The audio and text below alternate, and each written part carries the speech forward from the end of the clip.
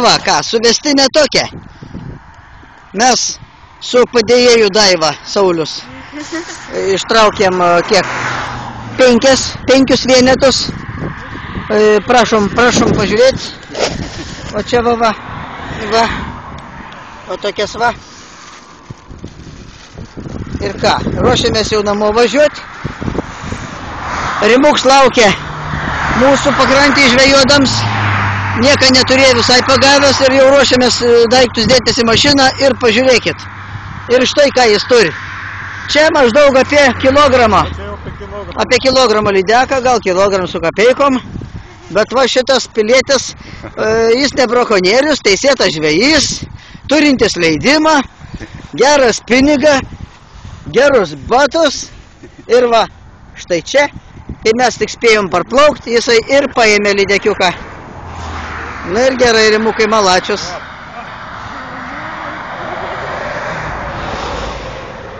Daiva, kaip sekė žvejyba? Puikiai.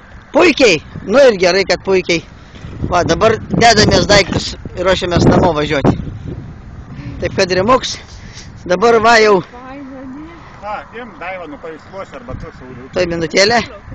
Minutėlę palaukit, dar iš arti duokit pritrauk, palaukit, neskubėkit. Štai. O! Štai kokia. Koksai tasai lydys. Ir pats žvejys. Tai turi paspausti ir viskas. Nu ką, mums su skrituliais. Su spinigų vieną tik tai, ant skritulių 4. Nu, skaitau neblogai. Buvo ir prasčiau. Taip kad iki sekančių laimikių. Iki.